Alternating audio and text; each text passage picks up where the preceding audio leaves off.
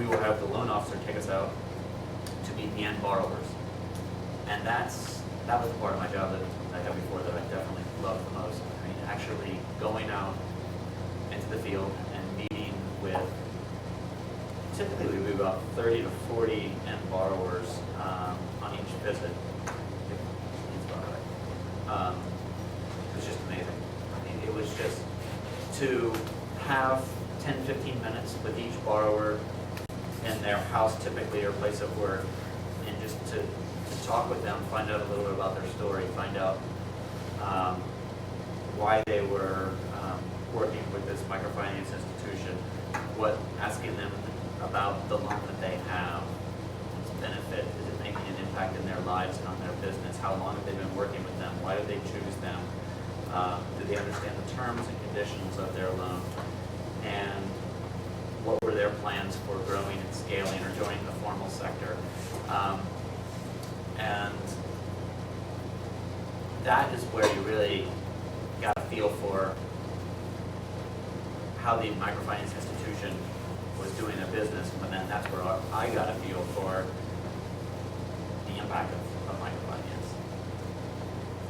And so the inexperienced microfinance investment funds and vehicles are happy doing desk due diligences from their desk wherever that is around the world. So they'll just pay $5,000 or $10,000 to get a report done by an outside party, and that other party sometimes doesn't even visit the organization, and they have different interests, and even in a brief report, the investment vehicle will just make an investment decision based off of a report. So I see that being a risk. I see that will come back and bite them, just like any other business where an organization doesn't do their due diligence. So sort of in summary, microfinance is not a panacea, but it has definite economic impact, and everyone in the space knows that, has felt that. There is increasing discussion. Probably one of the main issues on the table right now in the industry is social impact, measuring social impact. I think that is completely valid. I think it's a solid practice and idea. It is generally an idea that is embraced by the more traditional end of the development arena. So as I've mentioned, sort of two ends. So the traditional end of the approach, end approach is looking to quantify the impact, and the more market-driven approach is assessing. For instance, what we do is we're more at this end. We're just assessing that the microfinance institution is not engaging in predatory practices, that they're not targeting the poor without regard to morals and basic standards of lending. And so that's why we spent 3 days out in the field assessing that.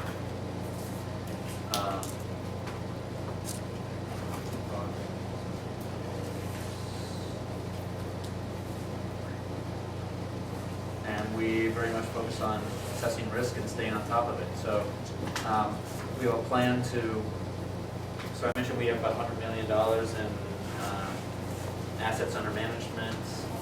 When the rest of this new fund closes in the next 6 months, we'll be up to about 150. We'll raise a couple more funds to take us to microfinance. We'll have up to about $400 million by 2015. And then we're also working on a strategy to target other sectors that are targeting the base of the pyramid population. So the 4 billion people that are being served by organizations, and that could be helped with products and services to help themselves out of their situation. Looking at models outside of microfinance that are touching them.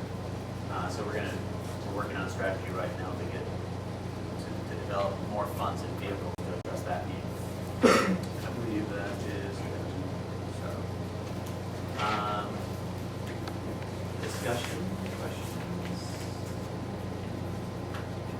What kind of interest rates are most of your MFIs charging? Do you find that they have to charge higher interest rates to their clients so that they can pay back the extra interest for the investment? Yes, good question. The rate that is typically charged by the sort of the tier 1 and tier 2 microfinance institution is about 30%. There was a slide I showed back there that showed 30%, and then the main driver for that are the operating costs. The operating costs are high, and that's the reason why the rate that they need to charge is high.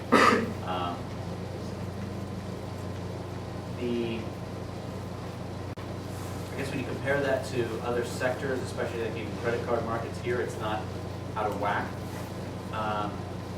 The other thing to take into consideration with the 30% is that, I guess, two things. We feel, with a market-driven approach, competition, increased supply of capital, and will cause microfinance institutions to grow more, which will cause more microfinance institutions to enter the market, which will cause increased competition, which will drive price down. And so that's one thing that we are pushing for, because we all want rates to come down.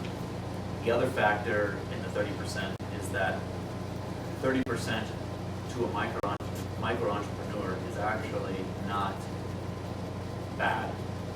We have models, and we look at it on most of our deals.